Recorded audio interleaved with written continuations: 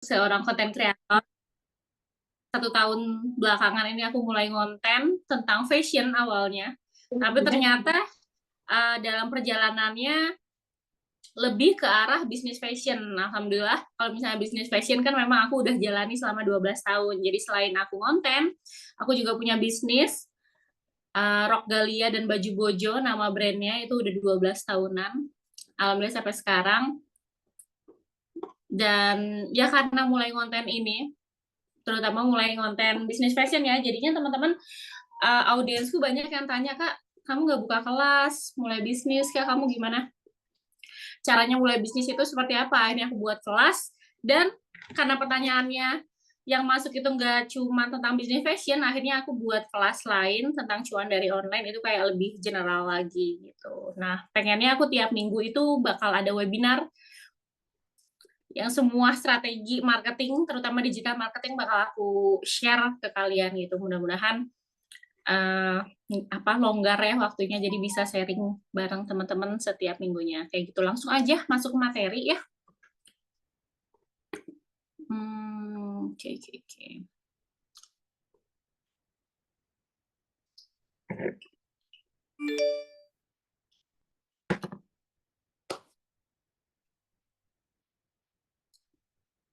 Hari ini kita sebentar aja, cuma 1 jam aja, tapi mudah-mudahan apa yang aku sampaikan, pengalaman yang aku bisa sharing ini bermanfaat buat teman-teman semua.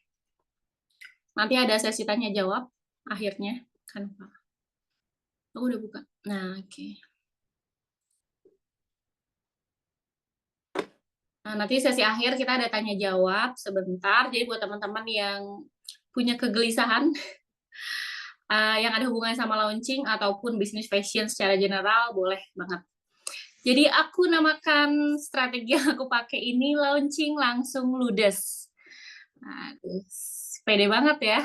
Strategi launching ini dalam di perjalananku, di pengalamanku ini bisa menjual ratusan piece dalam hitungan menit, ribuan piece dalam hitungan menit gitu. Dan alhamdulillah works sampai sekarang. Udah 5 tahun aku pakai strategi ini.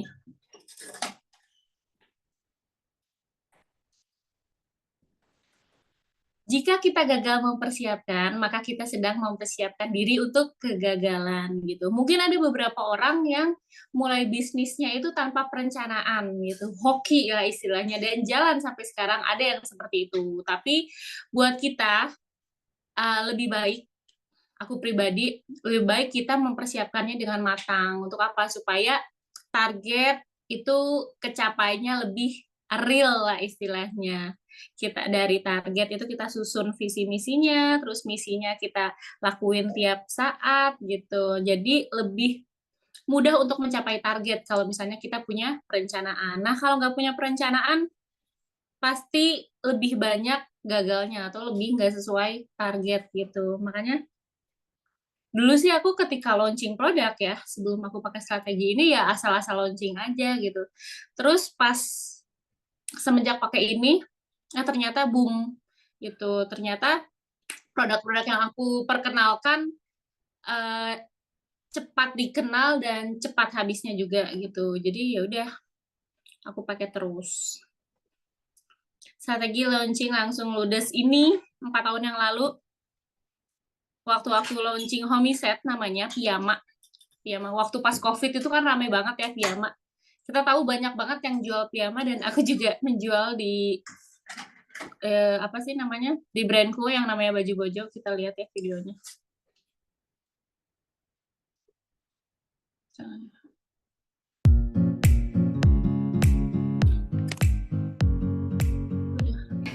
Hai Galio, sekarang jam 13 kurang 10. Cuman 1 menit tuh, jadi nggak akan lama. Di website rokgalia.co.id dan Shopee Rokgalia Official. Oke, karena kemarin batch pertama dan kedua itu cepet banget habisnya. Sekarang batch ketiga, aku pengen tahu nih seberapa cepat Homiset habis. Aku udah upload semuanya, stok di website maupun di Shopee. Jadi aku mau lihat seberapa cepat kalian pasti ada Homiset. caption, jadi bisa ini kalau nggak salah 1000 sekian ininya, apa sih namanya, stoknya. Jadi pas aku record nih, biasanya aku nggak pernah Keempat di record. Shopee semua motif rayon habis, keren banget dari Menit keempat udah ada yang habis. Padahal aku bagi dua gitu topnya. Website dan Shopee itu. Dulu belum ada ini ya, belum pakai omni channel.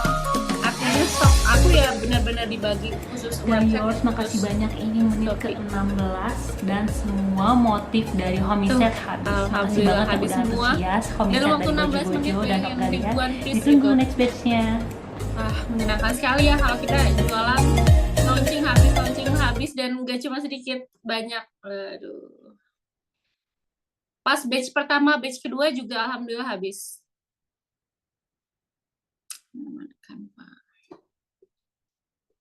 Gitu. Jadi ternyata ada recordnya ya. Dulu tuh aku bener-bener apa ya, sebenarnya paling nggak suka gitu share masalah kayak gini. Untungnya suamiku kepikiran, coba sih sekali-sekali kita buat videonya gitu, gimana pas launching itu supaya ada ininya, supaya ada apa sih namanya, report lah istilahnya, kenakan buat kita gitu.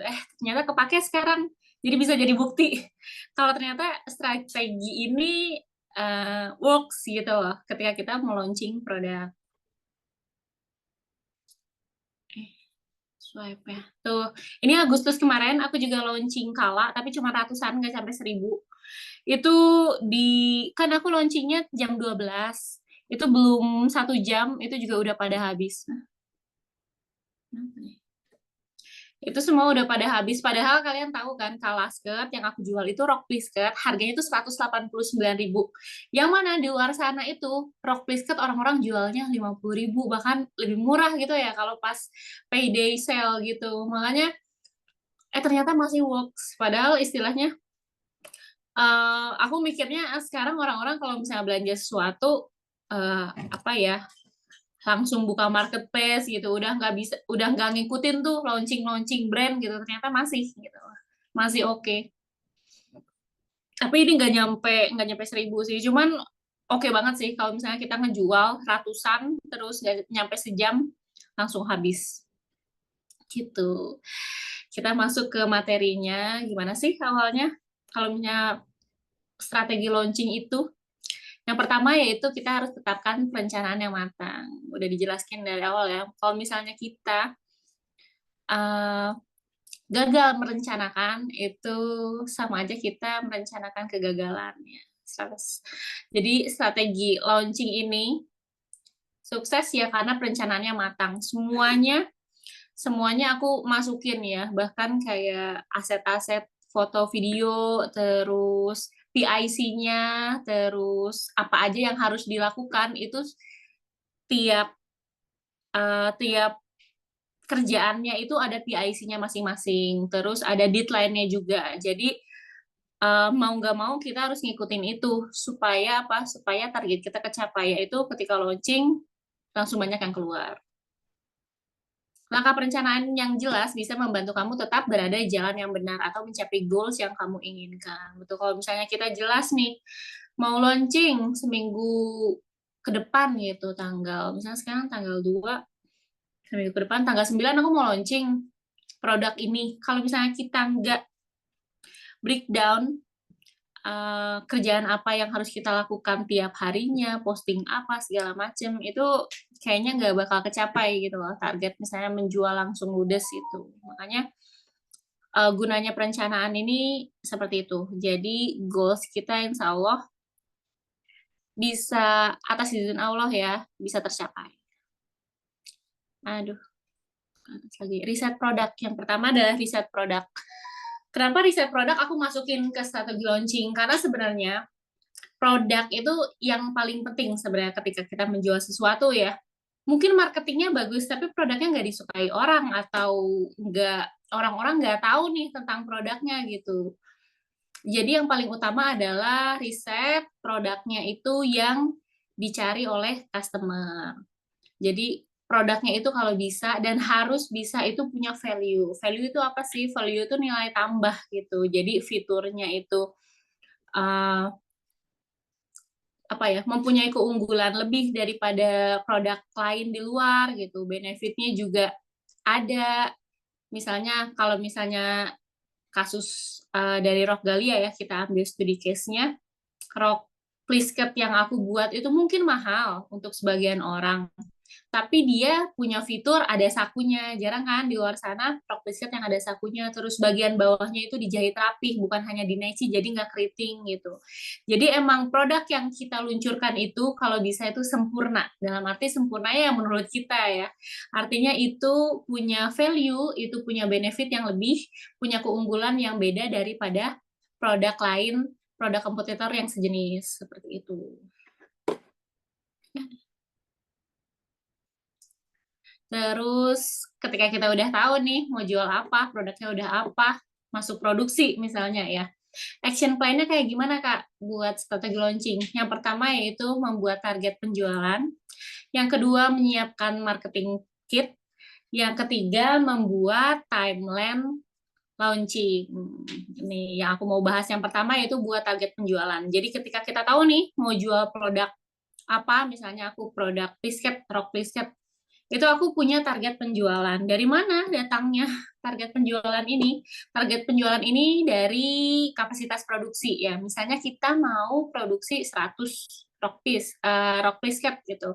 Berarti penjualannya ya 100 dikali harga jual gitu. Nah, pasti ketemu tuh target penjualannya segini. Nah, ketika kita udah punya target penjualan, baru kita siapin marketing kitnya. Biasanya kalau kita udah nemu nih target penjualannya berapa, itu kita bisa tahu budget iklannya yang bisa kita ambil itu berapa. Karena kan udah tahu ya penjualannya pengen berapa, jadi budget marketingnya biasanya 10-20%, tapi aku biasanya nggak lebih dari 10%. Misalnya ketika aku mau launching rok plisket yang harganya 180.000, misalnya target penjualanku ada 100 piece, berarti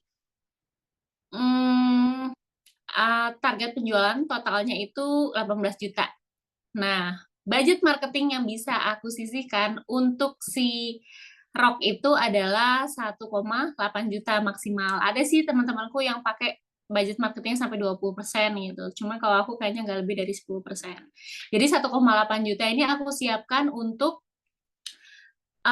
marketingin si rok tadi gitu, produk yang mau kita launching. Kenapa harus menyisihkan budget marketing? Karena kita tahu kita butuh exposure dari luar ya. Nanti aku bakal jelasin exposure-nya seperti apa aja gitu. Budget marketingnya ini dibagi-bagi seberapa banyak gitu. Terus kemudian kalau misalnya target penjualannya udah oke, budget marketingnya juga udah dapat nih. Yang kedua adalah menyiapkan marketing kit. Marketing kit itu apa? Tools-tools yang kita siapkan untuk kita launching. Nanti kita akan bahas itu, salah satunya foto, video, konten. Dan yang ketiga adalah membuat timeline launching. Kalau toolsnya udah oke, nanti aku buat timeline launching. Timeline launching ini adalah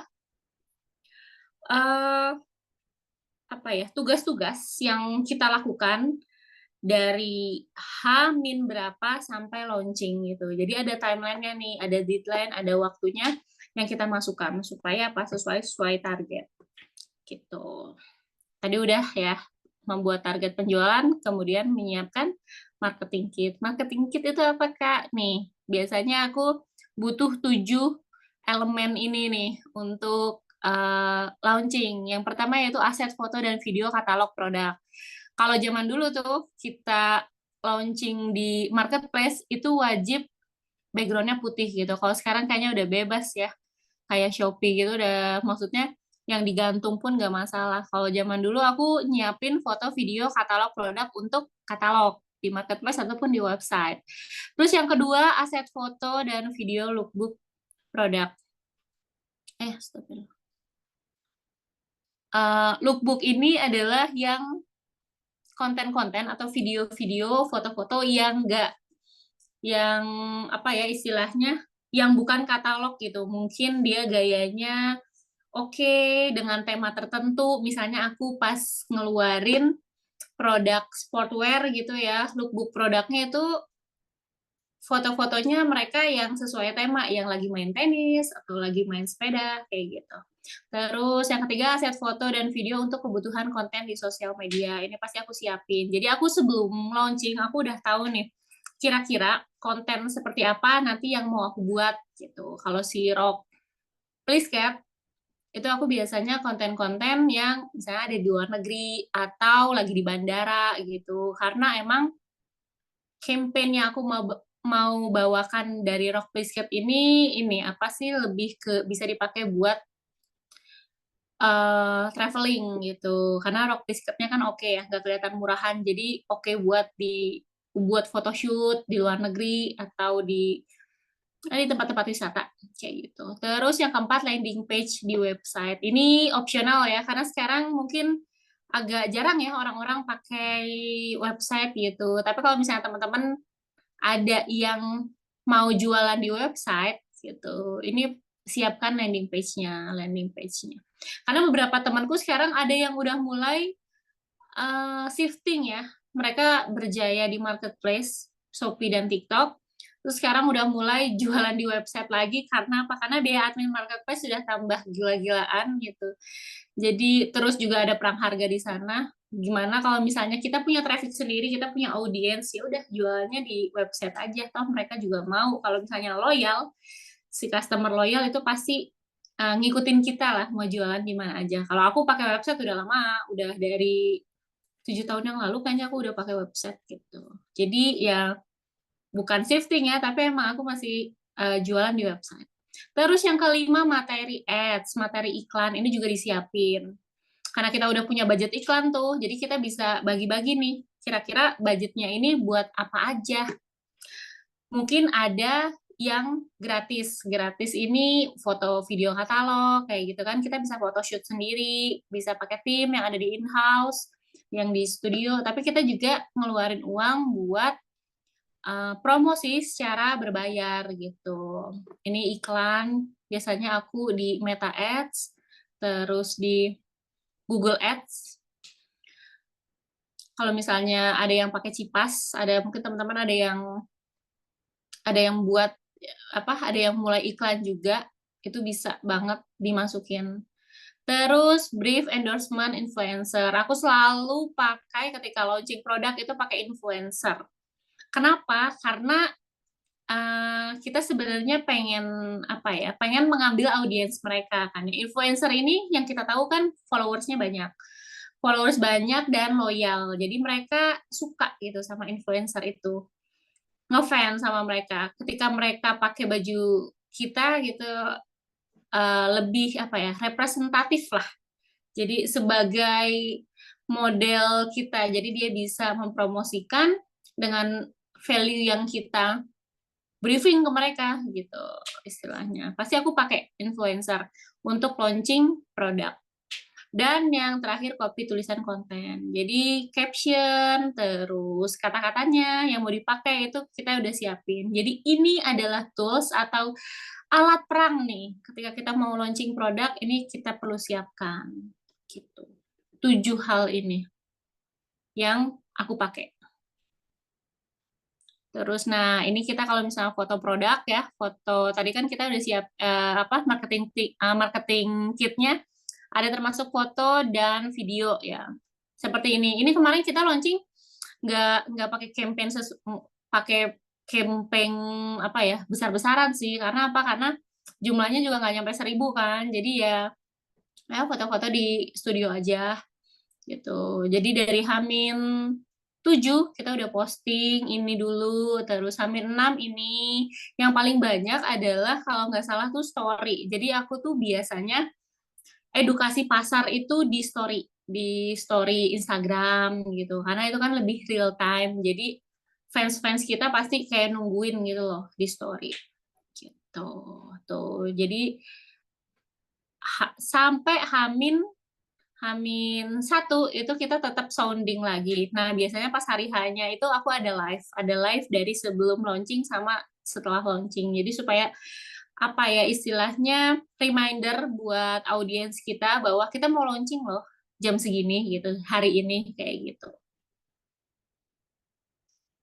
Terus, nah ini disebut landing page. Mungkin di antara semua list marketing kita tadi, apa sih kayak landing page? Landing page ini kayak halaman untuk apa ya, edukasi customer kita gitu. Ketika aku pas launching ilustratif jaket nih tuh, ada video teasernya. Jadi teman-teman tahu tuh, audiens tuh tahu kalau dipakai ini kayak gimana sih gitu di kehidupan sehari-hari, di daily activity mereka kayak gimana. Terus aku kasih tahu kalau misalnya si jaket ilustratif ini collaboration sama siapa aja, aku kasih tahu gitu. Lebih ke edukasi pasar sih, supaya misalnya orang yang tahu tentang jaket ilustratif lebih menaikkan ketertarikan lah ya. Jadi mereka lebih tertarik lagi. Oh ternyata bagus ya. Oh ternyata ada ada story-nya nih di balik si jaket ilustratif ini gitu. Itu aku masukin ke landing page. Apa gunanya landing page ini ya, supaya customer kita lebih tertarik lagi terhadap produk kayak gitu. Ini khusus untuk yang jual di website. Tapi teman-temanku ada yang pakai landing page dan check out-nya itu bukan di website, malah di WhatsApp gitu. Jadi paling bawah itu ada WhatsApp-nya gitu.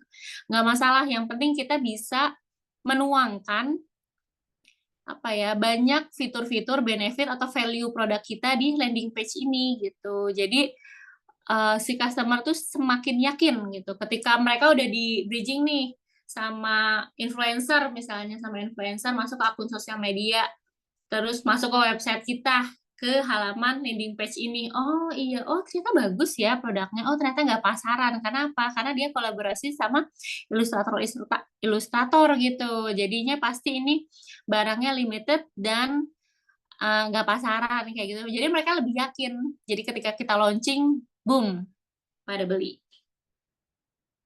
Terus, nah kita masuk ke konten. Konten ini yang paling utama adalah engagement dan traffic. Engagement apa sih, Kak? Engagement itu interaksi ya, interaksi yang ada di sosial media. Kalau traffic adalah jumlah orang yang mengunjungi akun sosial media tuh. Kita bisa lihat tuh, reach-nya bisa 1,6 juta, akun yang engage-nya 111.000 gitu. Oh, berarti oke nih si traffic-nya yang ada di akun sosial media kita. Gimana cara meningkatkan traffic traffic di akun sosial medianya tuh gimana supaya banyak gitu ya yang masuk. Ini PR kita. Yang pertama bisa dari organik, dari konten-konten kita yang menarik. Kalau sekarang kan algoritma Instagram itu dia bisa menyebar ke selain followers kita. Jadi kalau misalnya kita mau nge-grab followers lebih banyak atau customer lebih banyak, itu bisa produce reels. Buat reels yang menarik, pasti views-nya tinggi dan akhirnya followers semakin tinggi. Insight atau traffic-nya juga semakin tinggi. Itu yang bisa kita lakukan secara organik atau secara manual yang nggak berbayar. Tapi kalau misalnya kita mau berbayar pakai iklan atau pakai influencer, ya gunanya itu kita menarik traffic. Kita mau kunjungan ke akun sosial medianya kita tuh besar gitu. Karena mereka kan punya followers masing-masing ya. Ketika, ih bagus nih dipakai sama Kakek Anu misalnya ya, kita endorse Kakek Anu.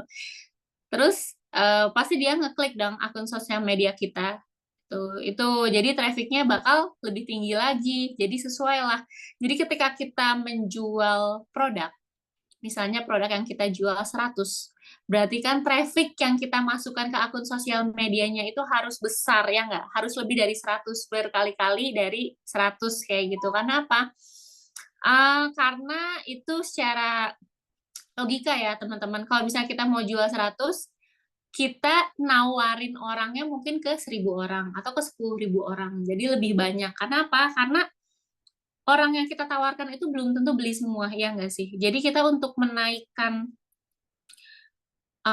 angka penjualan, yaitu ya membesarkan traffic gitu. Nah, ketika traffic udah banyak nih masuk dari endorsan gitu ya, endorsannya itu si KOL-nya itu kita nego untuk mereka posting misalnya di hari launching, supaya apa? Supaya traffic-nya itu pas tinggi-tingginya saat itu gitu.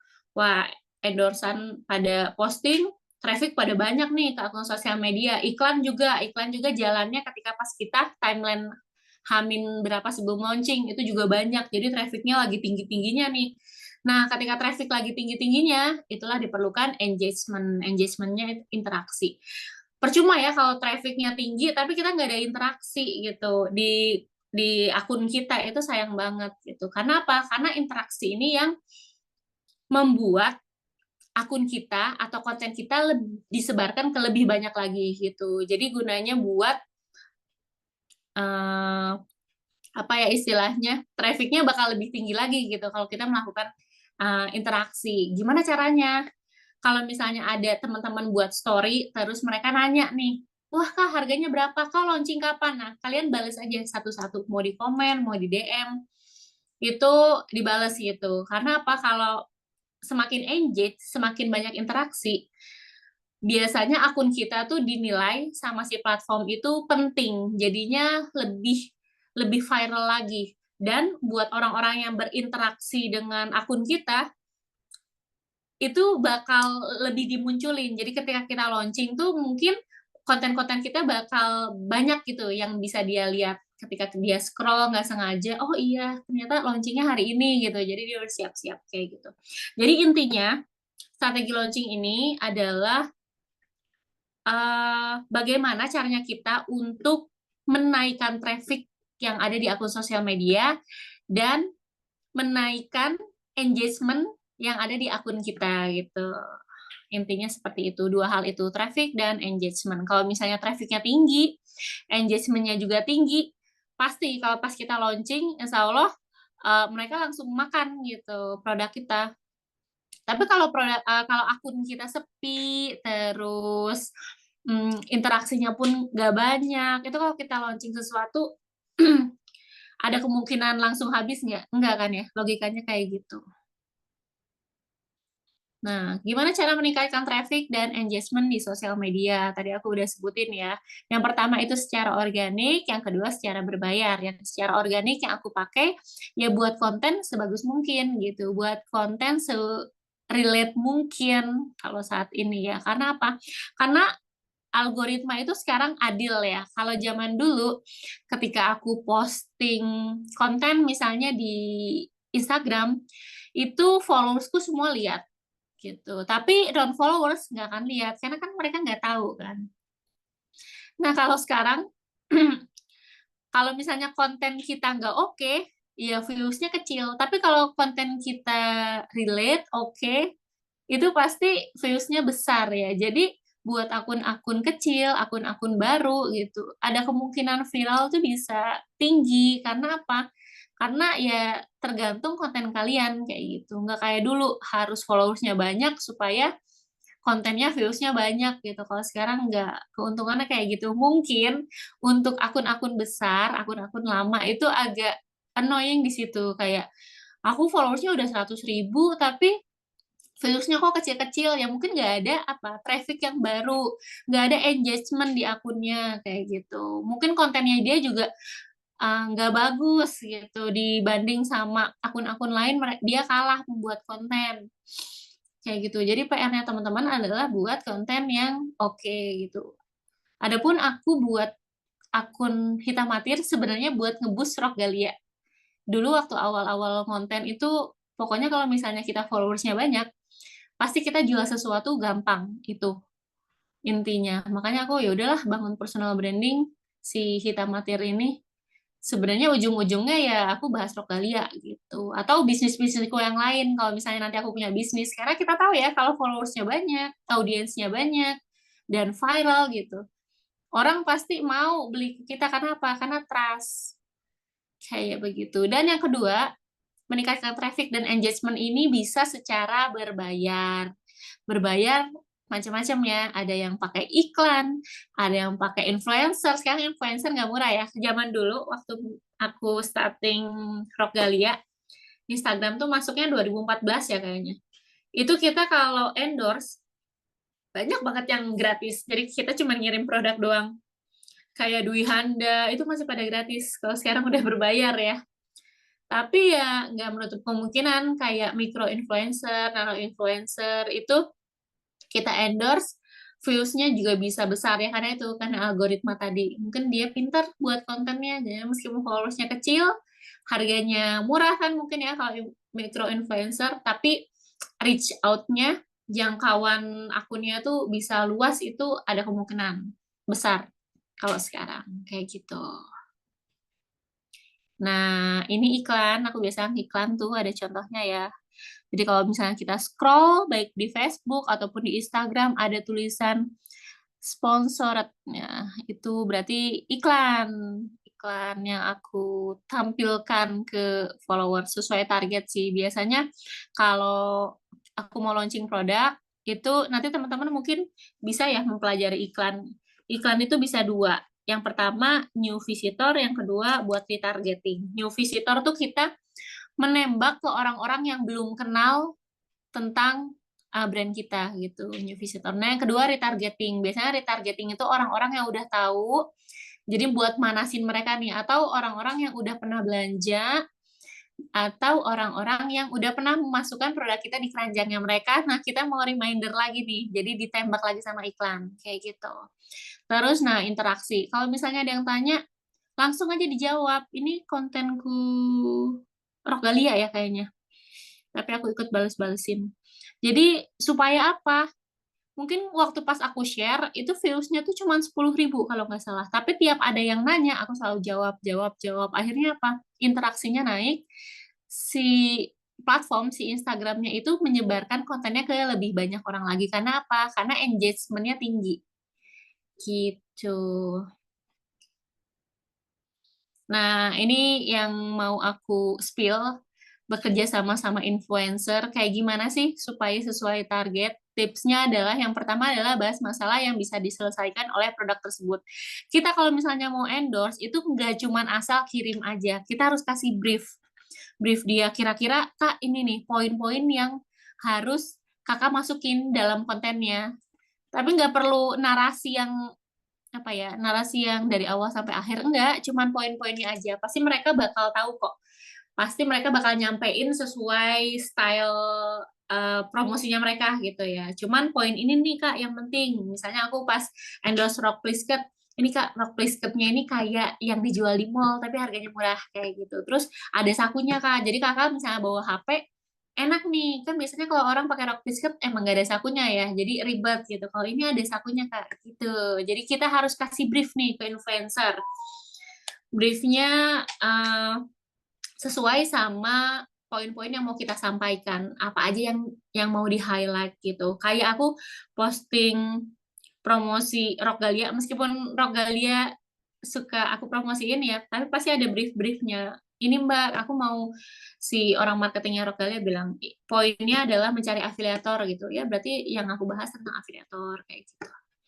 Yang kedua adalah brief, setiap influencer itu berbeda tergantung persona dari si influencer. Kamu nggak bisa menyamakan semua influencer itu gitu. Jadi kita harus lihat nih persona si influencernya tuh kayak gimana, apa marah-marah atau mungkin dia sukanya storytelling atau konten-konten dia tuh lebih ke relationship gitu. Jadi mungkin kontennya tentang dia abis dandan pakai rok terus suaminya ngomong, ih cantik banget pakai rok gitu. Emang karena kontennya dia tuh tentang relationship gitu. Jadi kita nggak bisa tuh langsung nembak aku mau berangkat terus pakai baju, nggak bisa gitu. Jadi kita harus sesuaikan sama persona si influencer gitu. Misalnya ada lagi influencer yang mom mom mom influencer ya, kayak misalnya Dwi Handa. Ketika aku endorse dia, rok plisket yang ada sakunya, ya aku pasti bahas, ini Kak, kan Kakak punya anak ribet gitu ya. Misalnya naruh HP, naruh dompet, kan ada sakunya. Jadi itu, poin itu yang di highlight gitu sama si influencernya gitu. Paling bagus sih briefnya itu macam-macam sesuai persona. Karena apa? Jadi si audiensnya tuh nggak ngerasa ini mah promosi nih gitu. Soalnya semua influencer ngomonginnya hal yang sama gitu. Jadi nggak kerasa itu. Jadi soft selling. Jadi kita jualannya promosi ke mereka itu nggak kelihatan kayak endorse banget. Padahal ya endorse. Yang ketiga adalah negosiasi jadwal posting agar konten kita bisa dipromosikan ketika pra-launching. Ini yang paling penting. Kalau bisa, postingannya itu ketika kita pra-launching. Jadi ada timeline H-min berapa sampai launching kalau bisa di tanggal tersebut. Kenapa? Supaya itu kan kita butuh traffic. Butuh traffic ketika hari H launching kan. Jadi ya besar-besarin di saat itu gitu. Karena kalau nggak kayak gitu, misalnya dia posting setelah launching ya barangnya udah habis atau udah broken size atau broken warnanya udah pada hilang gitu ya. Artinya apa? Jadinya kecewa kan mereka. Jadi kalau bisa sih ketika kita mau launching sesuatu itu kita nego. Biasanya ada yang ngasih biaya tambahan, tapi ada beberapa yang oke Kak gitu. Kita ngomong baik-baik kalau bisa postingnya tanggal segini ya Kak ya. Terserah Kakak mau tanggal berapa, tapi 7 hari sebelum aku launching. Jadi Kakak kasih tahu deadline-nya seperti itu. Itu jadi ketika si influencernya barengan nih mereka posting wah meledak pasti traffic akun sosial medianya tuh tinggi waktu homicide kayak gitu kalau kakak ngikutin baju bojo ya banyak banget influencer yang aku endorse dari yang makro mikro nano gitu tapi tanggalnya juga nggak terlalu jauh gitu tiap aku launching itu habis bayangin alhamdulillah ya kayak gitu teman-teman. Yang selanjutnya kita udah tahu target penjualannya, marketing kitnya udah siap, akhirnya kita menetapkan tanggal launching. Biasanya ini rahasia ya. Aku dan tim itu biasanya aku menetapkan tanggal launching itu jelas udah fix produksinya supaya apa? Supaya jumlahnya itu asli gitu loh, real. Pernah nih aku launchingnya pas produksinya tuh kayak masih perkiraan. Jadi si orang garmennya bilangnya, ya insya Allah tanggal 25 selesai. Tahunnya awal bulan berikutnya baru selesai. Itu kan agak, padahal kita udah nyiapin launchingnya gitu, H-7 udah panas. Tahunnya pas 7 hari setelah kita panasin itu belum ready gitu. Pasti orang-orang, Kak mana Kak? Katanya mau launching, nah, rame. Jadi kalau bisa tanggal fix produksinya tuh udah selesai gitu. Terus kita pilih tanggalnya itu di payday. Kenapa payday? Biasanya daya belinya lagi tinggi. Orang udah gajian nih. Antara tanggal 25 sampai 5 gitu. Atau masa setelah tanggal kembar. Karena apa? Untuk mengejut penjualan biasa turun setelah tanggal kembar. Kalau misalnya nggak payday, ya udah biasanya aku launchingnya di setelah tanggal kembar. Karena apa? Kalau bisa tanggal kembar itu kan traffic lagi tinggi, penjualan lagi tinggi ya. Biasanya kita clearance sale atau buat buat sale tertentu gitu kan ya. Pastilah meskipun kita nggak buat campaign ketika tanggal kembar ya, tapi tiap tanggal kembar itu kalau teman-teman sadarin ya di Oren atau di TikTok itu penjualan kita meningkat gitu. Jadi mungkin orang-orang udah aware ya. Oh iya, belanjanya di tanggal kembar aja soalnya ada diskon. Padahal juga nggak ada diskon, tapi tetap penjualannya naik. Nah, setelah tanggal kembar, turun penjualannya menukik. Jadi kalau kita langsung kita launching di setelah tanggal kembar itu antusiasnya orang wah ada yang baru lagi nih gitu. Jadi mereka istilahnya bisa menaikkan penjualan kita sebagai brand gitu. Ini adalah rahasia perusahaan yang aku share. Nah, studi case-nya ini kalau misalnya aku launching produk, ini anak marketing sendiri yang masukin. Kita biasa aktivasi yang pertama adalah awareness di media sosial. Tuh post konten yang menarik. Ada BTS-nya, BTS produksi, itu udah kita share nih. Terus teaser produk, terus product knowledge, USP ini kayak detail-detail apa nih dari produk yang mau kita highlight gitu. Terus kita ada yang giveaway juga. Di tiap postingan itu ada giveaway, jadinya ada interaksi di situ. Supaya kontennya bakal di-share ke banyak audiens lagi. Terus tanggal launchingnya juga kita udah set. Kan enak ya sekarang konten udah bisa nge-set tanggal launching ya. Jadi orang-orang bisa nge-save tuh. Kalau save biasanya ada notifikasi buat followersnya gitu. Itu istilahnya manfaat banget buat brand kalau misalnya ada kita udah ngeset tanggal dari awal. Terus aktivasi kedua kolaborasi sama kerjasama collaboration, yaitu kerjasama dengan KOL berupa endorse. KOL ini nyumbang traffic yang tinggi. Jujur sampai sekarang kayaknya marketing yang paling jos itu endorsement sih ketimbang iklan. Kalau iklan, kalau aku lebih apa ya, lebih prefer kalau iklan itu untuk produk-produk yang emang best seller. Jadi emang kita restock terus, terus produknya itu udah penjualnya udah banyak, terus kita iklanin, nah itu jos. Tapi kalau untuk produk-produk tertentu, aku sih lebih apa ya, lebih memilih, lebih kasih masukan ke kalian kalau perbesar di endorsement pakai KOL. Karena apa? Karena mereka itu punya punya fans, mereka punya fans yang loyal gitu. Mereka bisa mendatangkan traffic, apalagi kalau cocok produknya ini. Produknya udah oke banget, terus cocok sama KOL-nya, wah pasti pasti traffic kita bakal tinggi. Terus aktivasi ketiga yaitu ads, iklan. Biasanya diaktifkan di H-2 launching agar calon pembeli tidak terlalu lama menunggu waktu launching. Biasanya iklan ini aku iklan retargeting yang tadi aku sebutin.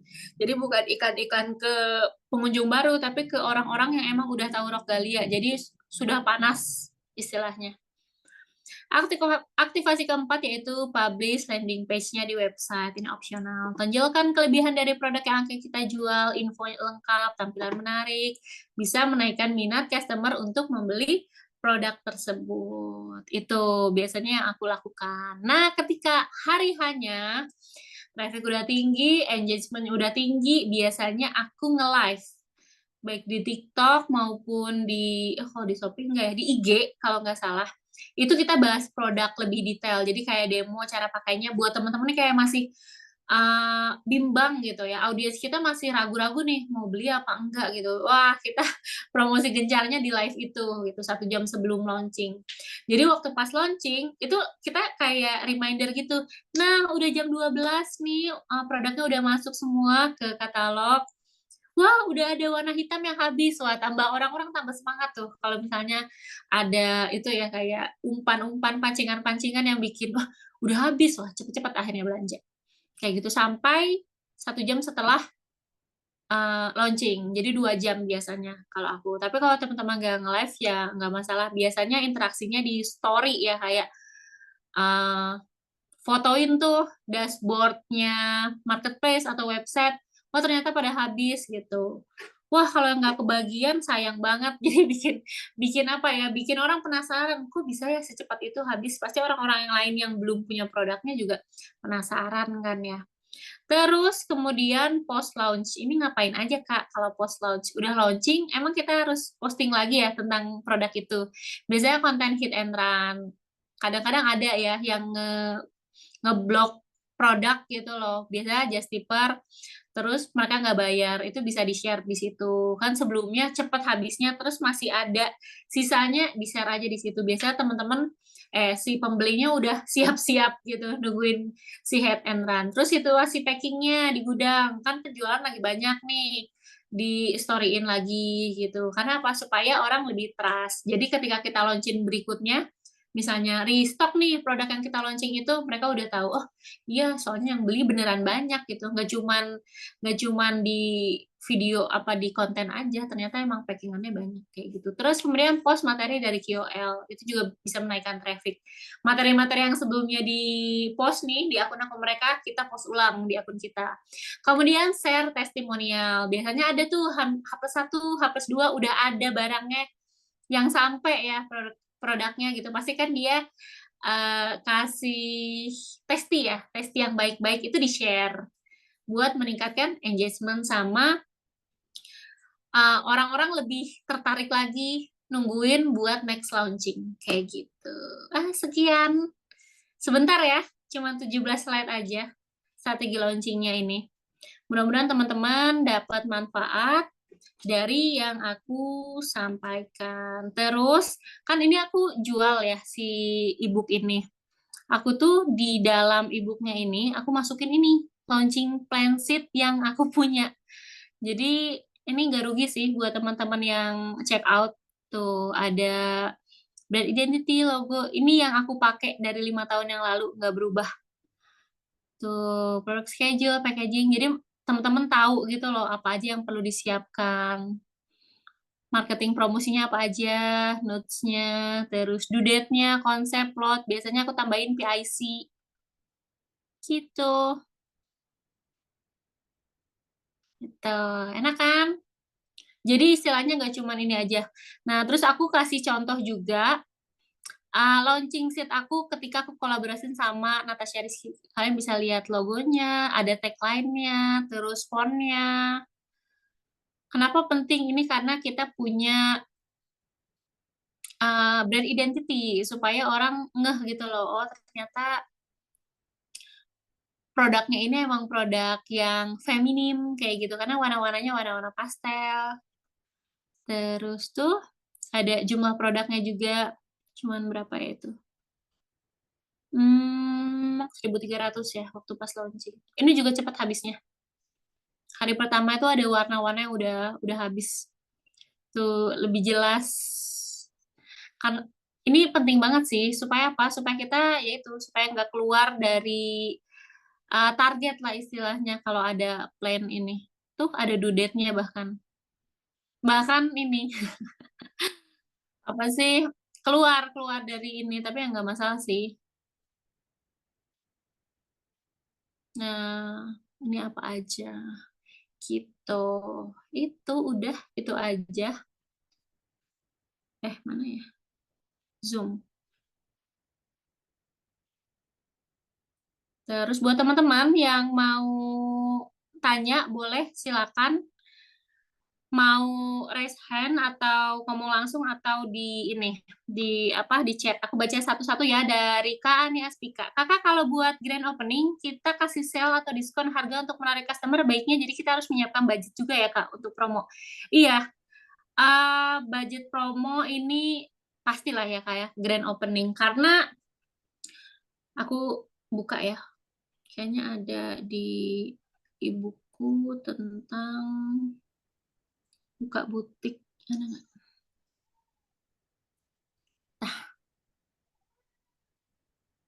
Ini ke ini kan ke record kan? Coba. Oh ya, bisa lihat ya Kak ya nih. Aduh, kegedean banget ya.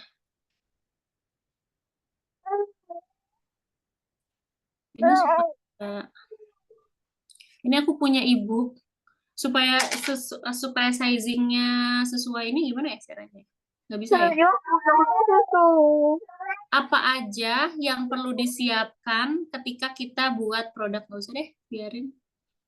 Tuh, pertama marketingnya kakak harus punya akun sosial medianya ya. Terus untuk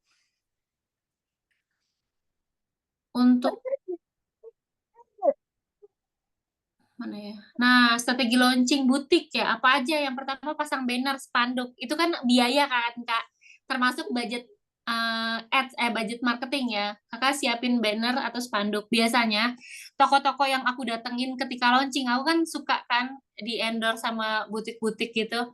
Mereka tuh di bannernya tuh kayak start from 25.000, start from 20.000. Padahal produknya produk premium, tapi mereka menyiapkan barang-barang yang harganya emang murah gitu. Emang kita antara jual modal atau enggak ngambil untung yang tipis. Itu buat apa? Buat pancingan.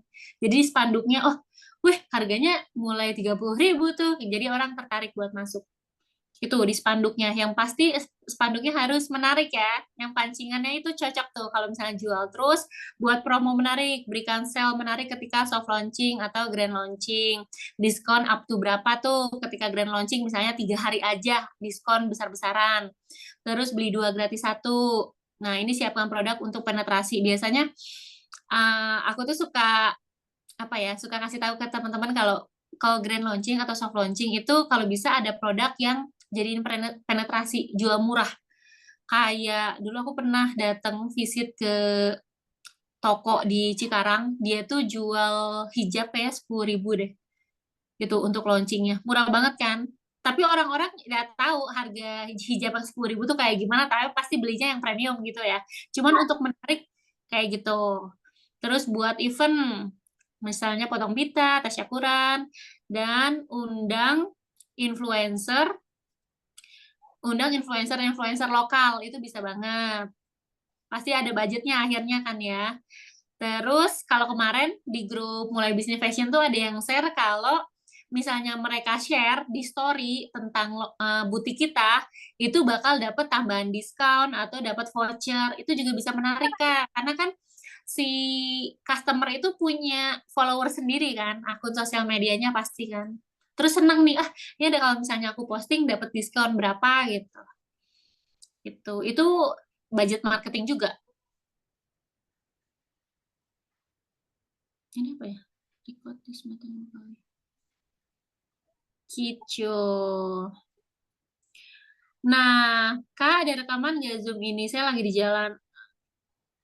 Enggak sih, aku nggak ada rekaman ya, Kak. Aku masukin rekamannya tuh ke yang check out itu modul strategi launching.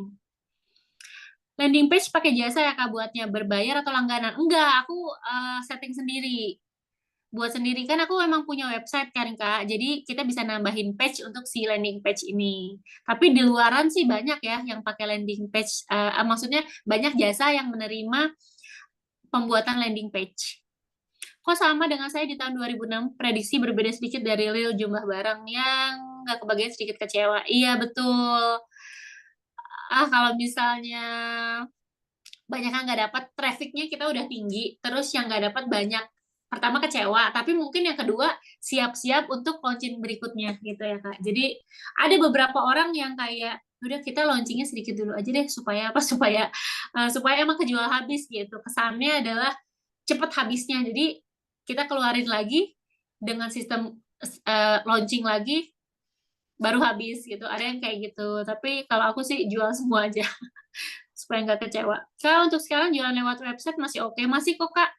Temanku itu ada naka.id, dia jualan masih full website sekarang, bahkan PO. Pokoknya intinya adalah kita membuat produk kita itu dicari, disukain sama pembeli itu. Caranya apa? Dengan buat konten, dengan endorse mungkin kayak gitu.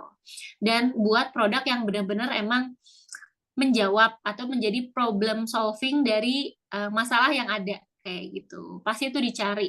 Mau kita jualan di mana aja, di website, bahkan di WhatsApp, di Facebook, itu pasti mereka datang kayak gitu. Launching setnya dijual nggak Kak? Mau dong. Ada Kak, di link, Kakak masuk ke link bio, itu ada strategi launching, bisa di situ. Itu itu yang aku masukin modul, terus seat kosongan, sama seatku yang aku launching Rock Galia collaboration sama Natasha Rizky sama jaket ilustratif. Kak, sebenarnya kalau di bisnis fashion itu ada aturan untuk margin nggak sih? Nggak ada sih, Kak. Nggak ada aturan buat margin. Karena bebas aja. Jadi tergantung dari representatif itu apa ya? Value yang kakak mau tawarkan. Kalau misalnya kakak mau jual pasarnya itu ke high middle height misalnya ya, mau jual premium, ya ambil marginnya pasti besar kan. Karena apa? Karena kita photoshootnya juga harus yang proper, packagingnya harus oke, produknya juga oke. Produk oke kan bahannya mungkin yang berkualitas, yang premium, nggak murah.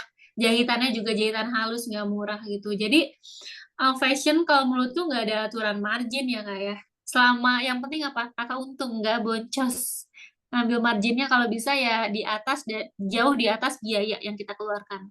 Kak tadi agar postingan kita di boost sama Instagram harus postingan relate. Maksudnya relate itu kayak gimana? Relate ke siapa ya Kak? Relate sama siapa? Relate ke target audiensnya gitu. Misalnya aku jualan rok nih ya. Mungkin konten-konten rok itu ada hubungannya sama naik motor gitu. Orang-orang nggak mau pakai rok karena males naik motor. Biasanya kalau misalnya posting yang seperti itu, jadi kita fokusnya sama situasi ya, itu tuh banyak tuh views-nya bakal tinggi kayak gitu. Misalnya itu. Kak, contoh real jual produk yang problem solving itu gimana, Kak? Misalnya aku jual kemarin home set waktu pas COVID ya, one set piyama. Itu problem solving banget karena apa? Karena nggak banyak orang yang kerja ya kan, banyak yang WFH. Akhirnya WFH-nya butuh baju yang nyaman dipakai di rumah, piyama tidur, tapi nggak pengen kelihatan piyama banget. Akhirnya apa? Akhirnya ada kerahnya, ada apa sih, kemeja. Jadi bentuknya tuh kayak kayak baju ini, baju buat ngantor, kemeja. Jadi itu bajunya nyaman, sebenarnya dipakai buat tidur oke, tapi dipakai WFH buat meeting itu juga bagus gitu. Makanya booming banget tuh piyama, orang-orang yang jual piyama ketika COVID, ya nggak sih? Problem solving banget. Kak, bikin website yang bagus kayak gitu buat jualan, rekomendasinya di mana yang hemat? Pernah dengar Plugo nggak, Kak? Bagus. Kayaknya Plugo bagus deh, banyak orang yang pakai soalnya. Aku kayak di Tanah Abang pernah ngeliat dus-dusnya Plugo. Kalau aku pakai Shopify, itu oke banget, tapi kekurangannya adalah semuanya bahasa Inggris. Jadi kalau ada eh, apa ya, ada maintenance dan lain-lain, kita tektokannya sama orang sana, sama orang luar gitu. Itu kurangnya Shopify. Kalau Plugo kayaknya Indonesia ya. Oke sih Kak kayaknya. Kak, minta saran dong. Sebelumnya aku udah jualan di IG dengan 63.000 followers sendal, just tip sendal. Tapi udah vakum 2 tahun karena kerja. Kayak mulai usaha lagi tapi better mulai ke fashion apa gimana ya Kak, bingungnya mulainya. Ini sih lebih ke ini sih Kak. Kira-kira audiens Kakak sukanya seperti apa? Kalau misalnya just tip, misalnya sendal, coba mulai mulai dari situ gitu. Kalau misalnya ke fashion ya Kakak apa sih istilahnya, pancing dulu, posting-posting dulu, karena biasanya IG yang yang udah lama nggak dipakai itu insight-nya turun banget, traffic-nya tuh sedikit, terus reach-nya juga sedikit, jadi PR-nya adalah naikin traffic. Nah, naikin traffic Kakak bisa cek ombak mungkin dengan konten-konten produk apa yang kira-kira mau dijual, kayak gitu. Karena balik lagi ya, sebenarnya semua produk dijual itu bisa kok laris gitu, mau jual sendal, mau jual tas, mau jual baju gitu. Jadi aku nggak bisa menjamin produk ini kalau dijual laris gitu ya, tergantung kontennya kalian, tergantung effort kalian buat marketingin kayak gitu. Temanku jualan kaos kaki, endorse Fadil Jaidi, booming gitu. Salesnya ya maksudnya nutup lah istilahnya, biaya yang dia keluarin. Jadi padahal kaos kaki ya istilahnya, kaos kaki juga banyak gitu yang jual. Jadi ya apa ya, produk itu sesuai sama promosinya kita juga. Ya, biar adik kamu. Kalau kamu gak ngomong terus kamu buat Gitu.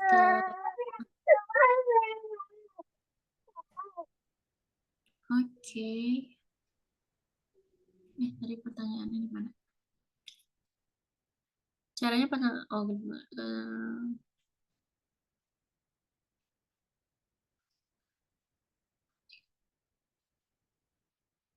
Kak, launching seat yang mana ya di bio? Apa yang launching? Iya, betul, launching strategi itu. Oke, Kak, makasih, makasih, Kak. Kak Ayu. Kak, strategi launching kuncinya lewat konten awal ya. Ide konten awal apa aja yang cocok sebelum kita akhirnya launching? Kak, strategi launching kuncinya lewat, ya, ide konten awal apa ya cocok sebelum kita akhirnya launching. Maksudnya gimana ya, Kak Dila? Aku bingung. Ide konten awal apa saja yang cocok buat... Oh, konten-kontennya awal mungkin bisa teaser produk. Terus aku pernah tuh buat konten lebih ke storytelling, jadi foto atau video yang ada di website-website brand luar gitu, misalnya kayak di Zara, itu aku jadi screenshot, atau yang di Pinterest, kan bagus-bagus tuh produknya ya, yang di Pinterest, itu aku jadiin storytelling, aduh aku pengen produk ini tapi nggak ada nih di Indonesia, akhirnya aku produksi aja, bisa kayak gitu.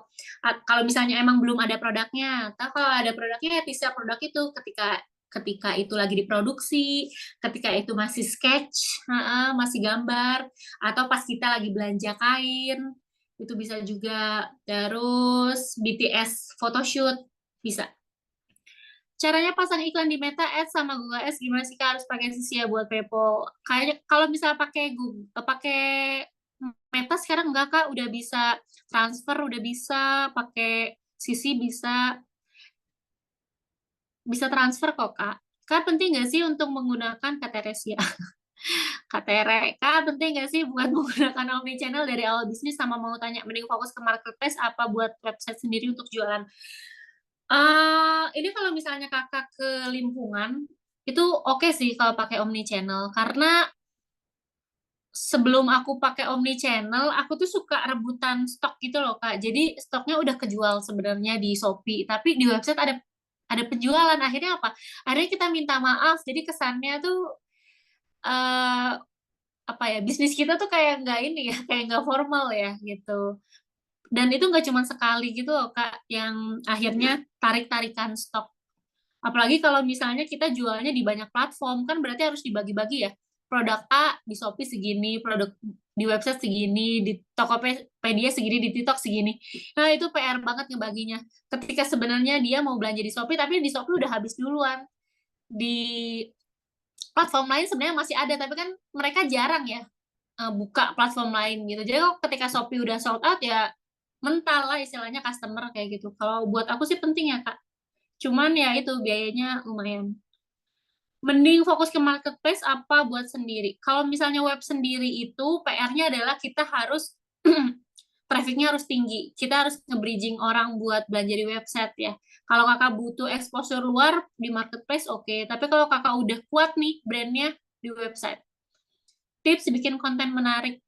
Tipsnya, hmm, ini kalau misalnya akun jualan, biasanya tuh aku punya role model akun, Kak. Misalnya aku follow akun Instagramnya beberapa brand yang menurutku, ih ini oke banget ya. Aku follow tuh 5 misalnya ya, kayak 5.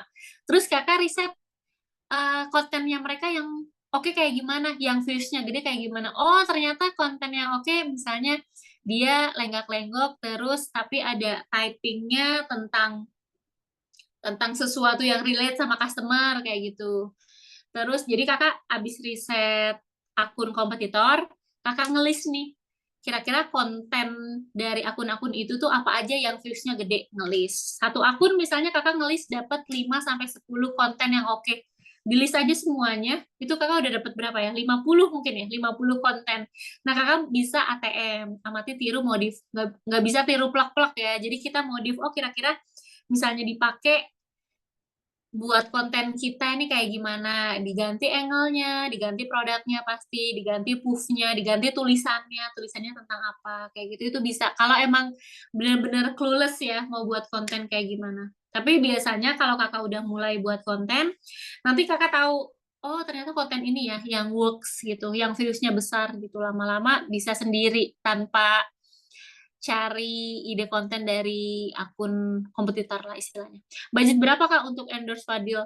Setahu aku ya, aku nggak pernah masalahnya endorse Fadil. Itu kaos Kaci itu kayak 5 juta deh. Itu story dan harga UMKM. Jadi harga aslinya kalau harga brand itu jauh lebih mahal, tapi karena UMKM segitu. Tapi buat dia itu oke banget buat produknya dia.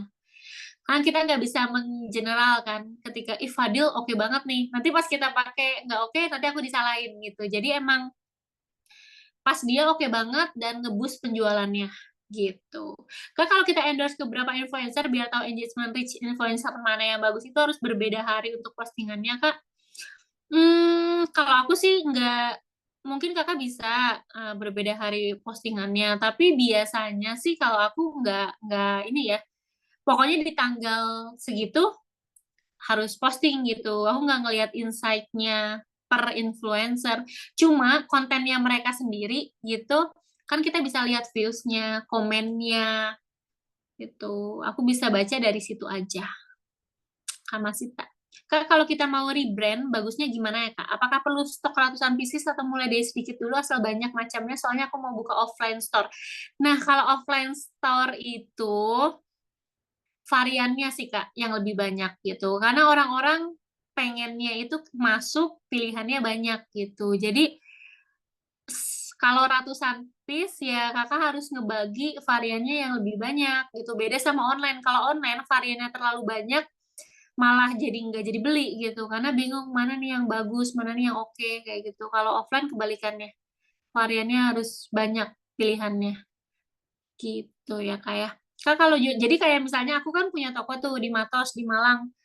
Produk rokku kan sebenarnya variannya nggak terlalu banyak ya. Aku tambahin tuh produk-produk Tanah Abang juga atasan-atasannya, kayak gitu. supaya supaya orang masuk itu selain beli roknya dia beli atasannya juga. Kan produk Tanah Abang udah oke-oke sih Kak. Jadi buat buat toko itu best deal. Kak, kalau jualan di marketplace atau di Shopee biar ninggalin penjualan gimana Kak? Oh, biar memunculkan penjualan ya. Eh, Kakak bisa narik traffic dari sosial medianya. Biasanya kalau misalnya sosial medianya kakak buat konten oke, pasti orang tanya, ada akun Shopee-nya apa enggak gitu. Ini kalau secara organik ya Kak ya. Kalau secara organik ya berarti dari konten. Atau dari SV ya, dari Shopee video.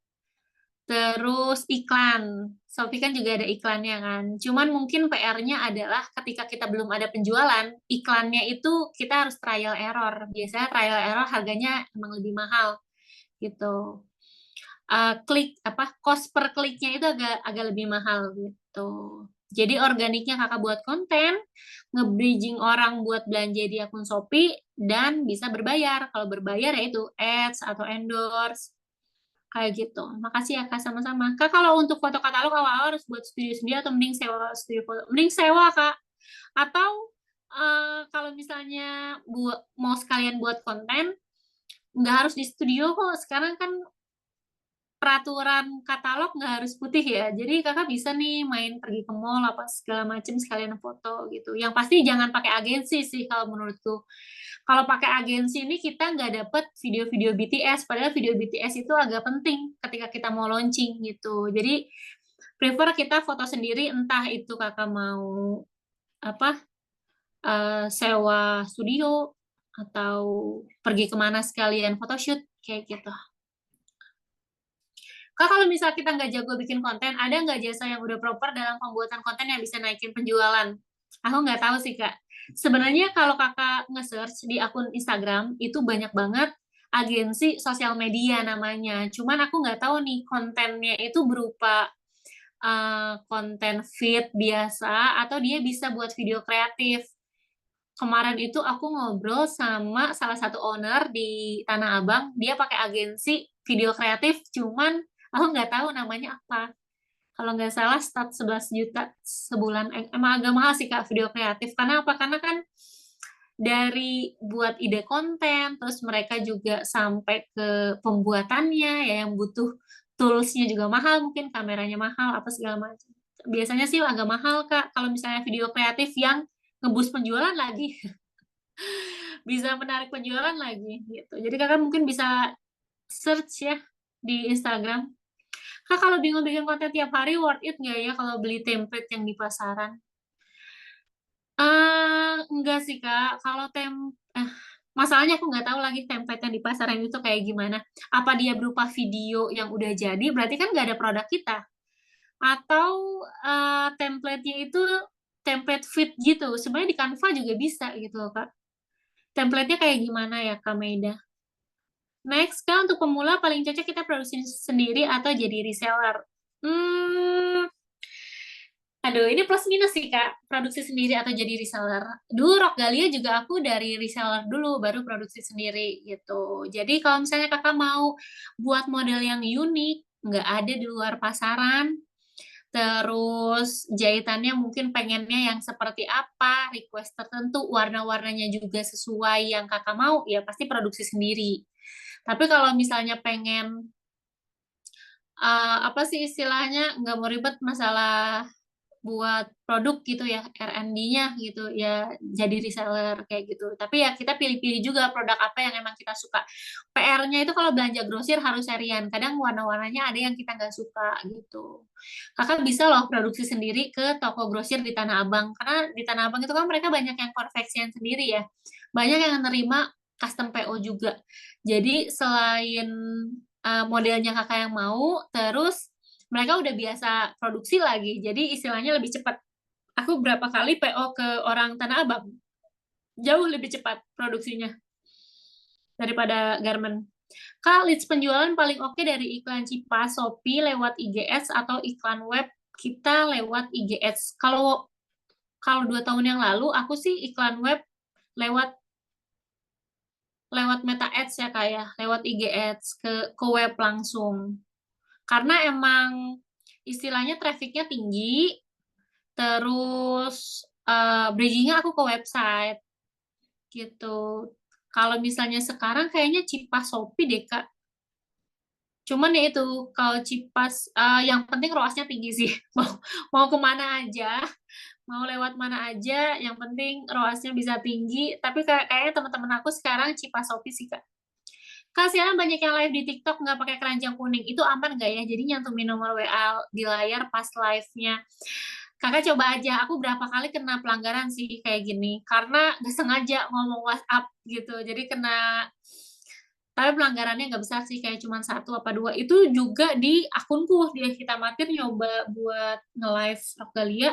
Kena pelanggaran gitu. Tapi ya ada ya yang baik-baik aja gitu. Iri banget.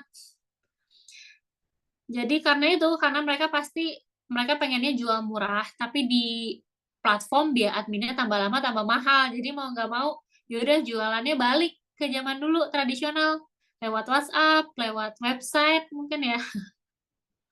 Sebenarnya Tanah Abang itu udah first supplier ya Kak. Soalnya aku lihat sekarang kok banyak yang murah-murah juga import dari Cina. Jadi kadang bingung mau ambil di mana.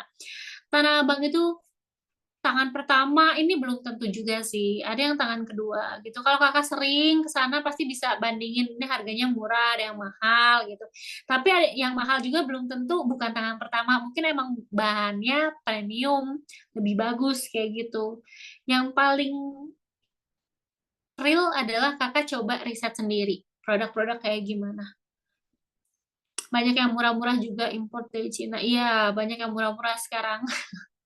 Jadi kadang bingung mau ambil dari mana. Kalau misalnya buat offline sih, buat toko offline ya untuk butik dan lain-lain, oke sih Tanah Abang buat varian produknya karena kan banyak kan.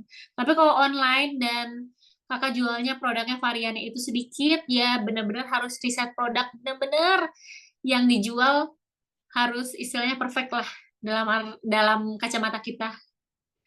Cipa Shopee itu apa ya Kak? Aku nggak ngerti. Itu jadi kita nge-ads, kita ngiklan di Instagram atau di Facebook, di Meta Ads, pokoknya check out-nya itu di Shopee, Kak. Jadi collaboration, P-nya apa ya?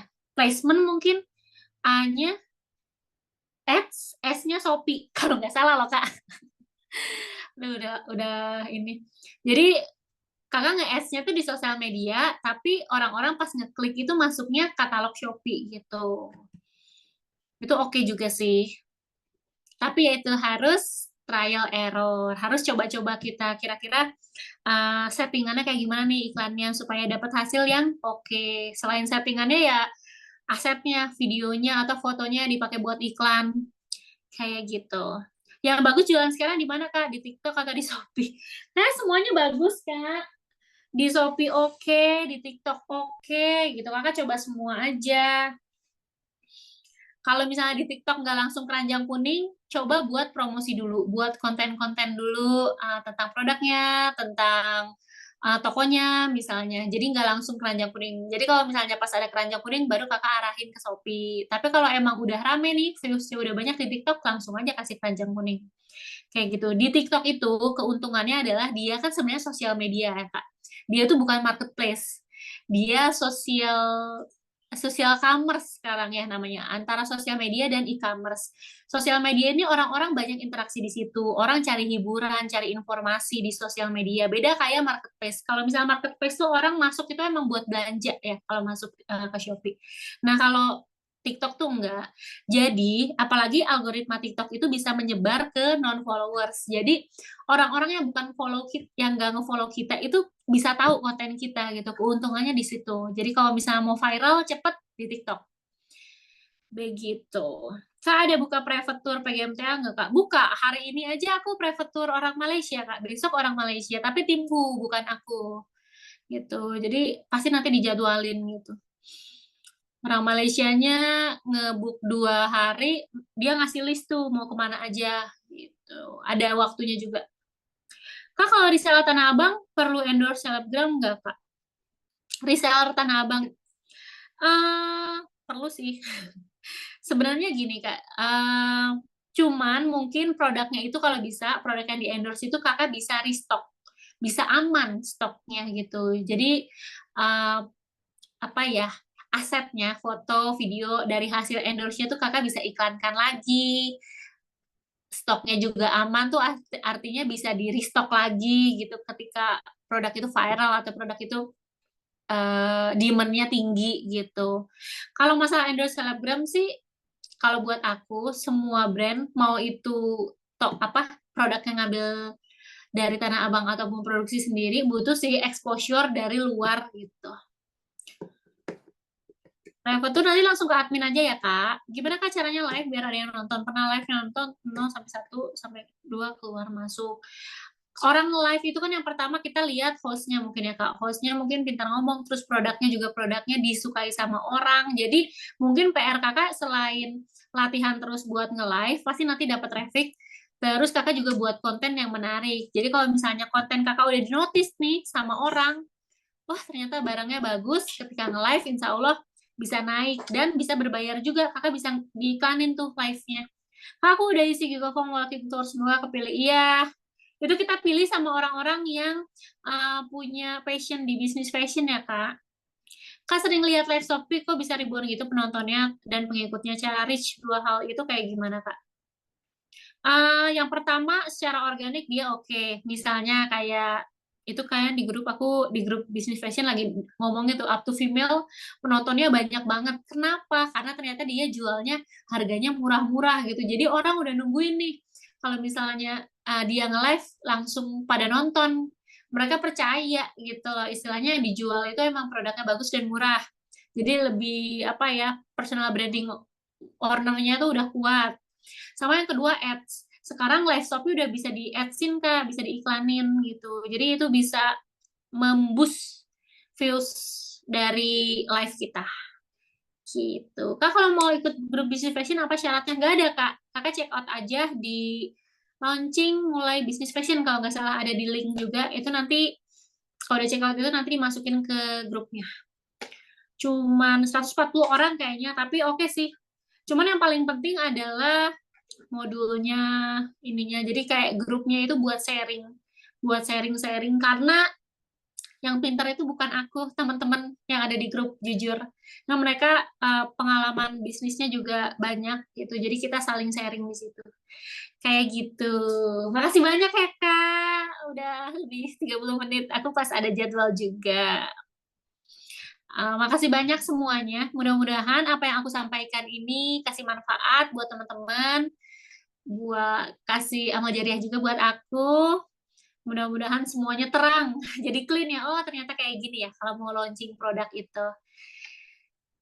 Oke. Selamat malam, selamat istirahat, dan assalamualaikum warahmatullahi wabarakatuh. Oke. Ini kayak gimana, Pi? Langsung di ini aja ya. Nah, gitu.